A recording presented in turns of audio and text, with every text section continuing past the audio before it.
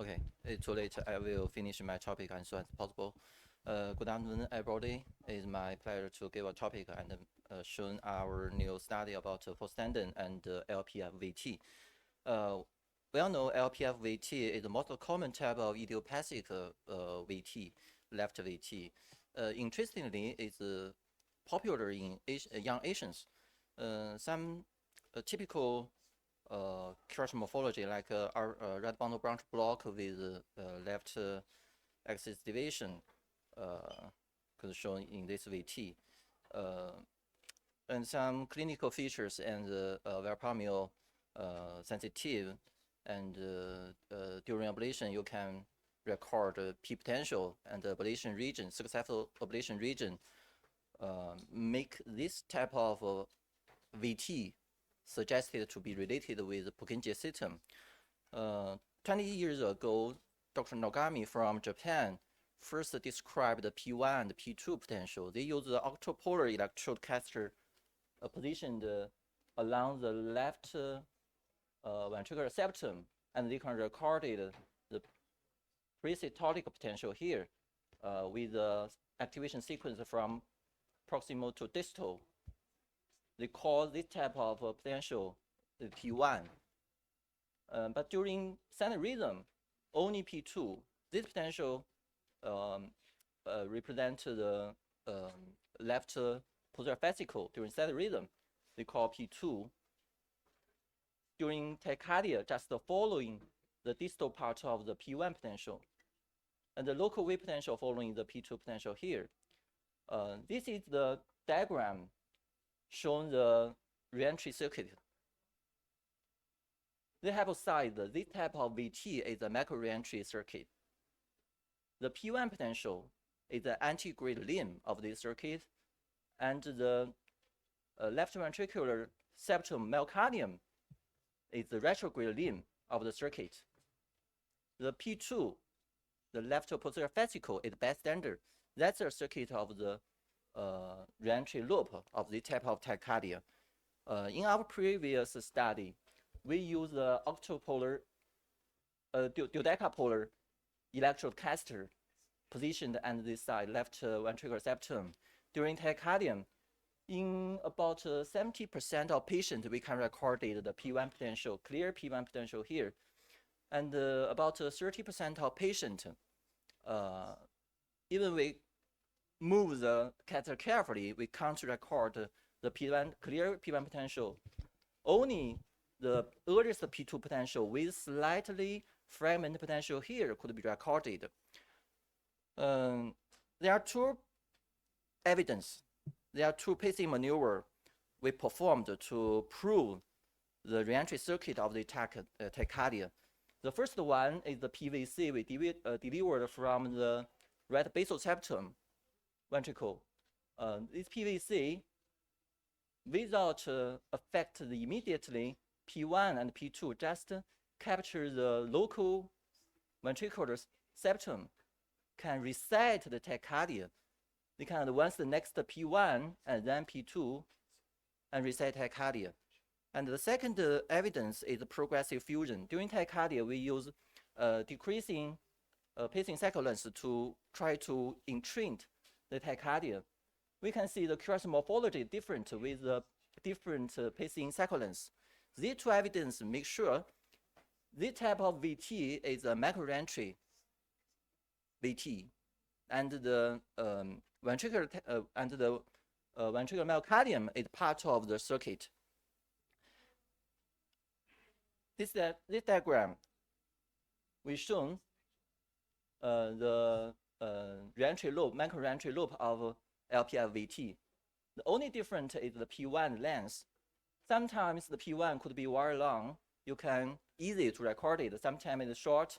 Sometimes if the P1 is non-parallel with the left posterior fascicle, or it's too short, it's not easy to record this P1 potential. Maybe just some fragment potential with earliest P2 here.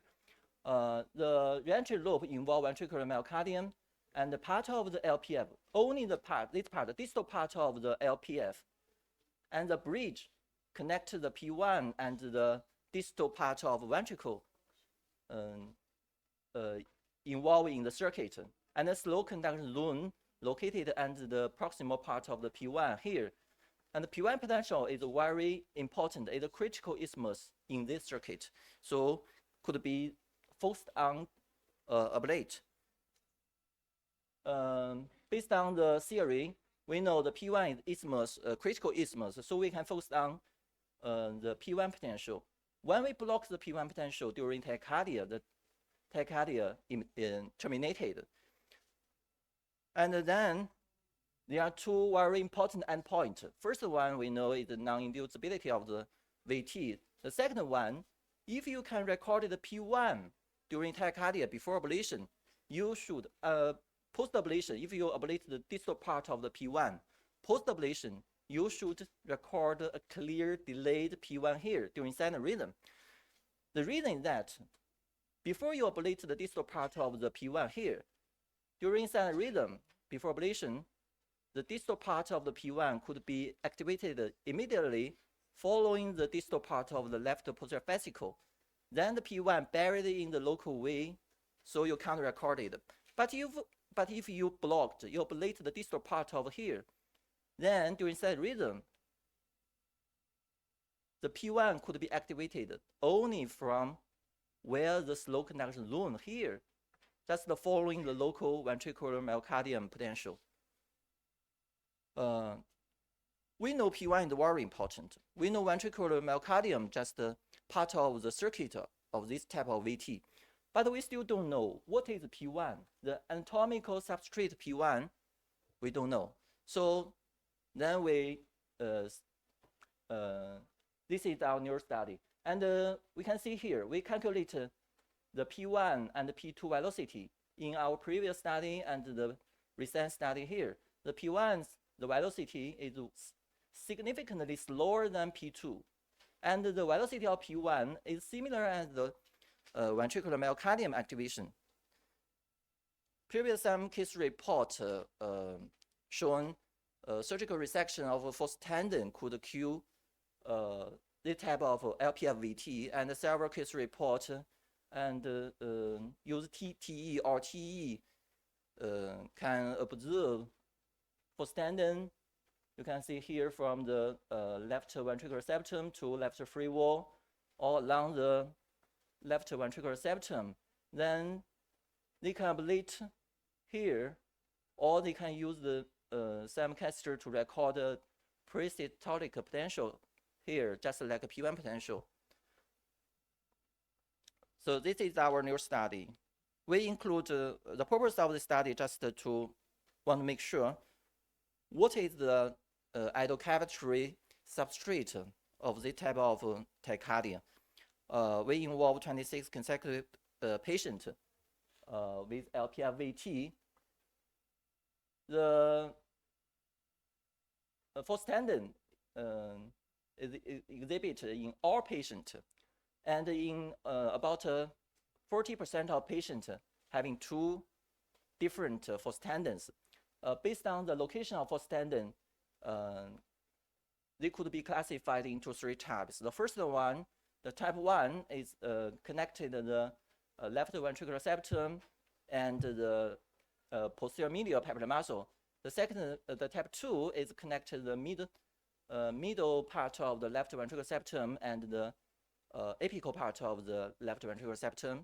And the type 3 connected to the left ventricular septum and the left free wall. For example, this patient have a type 2 false tendon. When we put the dodeca catheter along the false tendon here, just guided by IC imaging and 3D system, during tachycardia, we use the catheter could record a clear P1 potential here. And then we know P1 may come from, originated from the false tendon. And then we focused on the false tendon, just deliver the RF energy and the distal, slightly distal part of the false tendon. This is the IC imaging. Following ablation, we put the dodeca catheter again along the false tendon. We can record a clear delayed P1 potential during standard rhythm here. This slide is very important to let we understand why fourth tendon, the ventricular myocardium in the fourth tendon represent the P1 potential. This case we can see here during diastole, the duodeca distal part of the duodeca catheter positioned and the type 2 fourth tendon, and during systole, the catheter just between the left ventricular septum and the posterior papillary muscle. This slide, we use ventricular program stimulation from right basal septum ventricle to induce tachycardia. During S1 pacing, we can record 4 different potentials. The first one is the local ventricular this is local V potential with the activation sequence from proximal to distal, and buried with the left posterior fascicle here with the same activation sequence. Following the apical part of left ventricular septal activated, this one shown here using open arrow. This is the papillary muscle activation potential here. And following the papillary muscle activation potential here, this one is P1 potential using a thick arrow. Interestingly, it's here. Following S2 pacing, S2 stimulus delivery, we can see V potential of the left ventricular septum still here. Left posterior fascicle reversed with the distal to proximal activation sequence and delayed S2 to P potential interval. And V potential from the posterior medial papillary muscle still here, but P1 here is delayed and with the reversal activation sequence from proximal to distal activation sequence, and then the VT induced. So based on this finding, we can make sure the P1 is part of the represent the ventricular myocardium activation in the fourth tendon. This is our schematic diagram showing the circuit of the left ventricular LPF VT. P1 from the fourth tendon, from the ventricular myocardium in the fourth tendon, and the anterior limb of the circuit in LPF VT. And the left ventricular septum, ventricular myocardium, is anterior limb of the circuit. Between the proximal part of the fourth tendon and left ventricular septum, this is the location is the slow conduction zone. We still don't know what happened here. But in almost, we know in almost 40% of patients, we can record in more than one fourth tendon. So it's very important to know which one is culprit fourth tendon and which one is bystander. And for example, in this patient, a slightly higher and the left ventricular septum, we can observe the type 2 fourth tendon here, and another fourth tendon, another type 1 fourth tendon located slightly slower and the left ventricular septum. Then we use the duodeca catheter just adjacent to the two different fourth tendon. We can record P1 potential and the type 2 fourth tendon, and the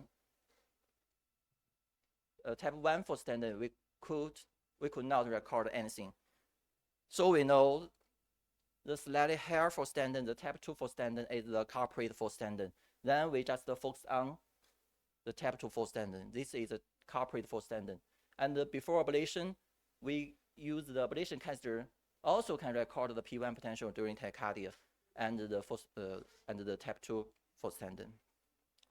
So this is our result.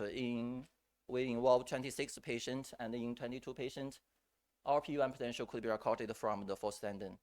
And in 4 patients, we could not record P1 potential. but the earliest P2 potential in 3 patients we can record it from a false tendon, and in one patient, the earliest P2 is recorded from a muscular connection between 2 posterior medial patellar muscle, and all the successful origin sites just located under the culprit false tendon, and so far almost 2 years there are no patient recurrence.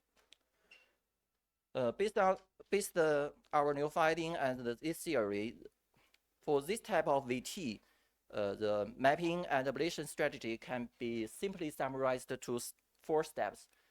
First, we use IC imaging to detail the LV geometry, focus on the false tendon, and then induce tachycardia to measure the HV interval QRS duration, because this is a very important parameters. And then we use any catheter you can use, duodeca, octapolar, or you just use the ablation catheter to record the P1 potential or earliest P2 potential. If you can't record the P1 potential, just along what you find the false tendon, what you observe the false tendon, to make sure which false tendon is the culprit false tendon, and just focus on the false tendon to deliver RF energy and get at point.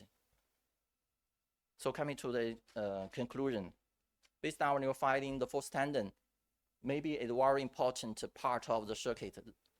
The culprit false tendon may be the critical isthmus, create the critical isthmus to bridge the circuit of the LPF VT, and just targeting the culprit FVT can make the ablation precisely and easily to cure this type of VT. However, there are still some questions still unknown, just like the slow-conduction zone located under the proximal part of P1. We don't know because the potential here is difficult to record. Thank you.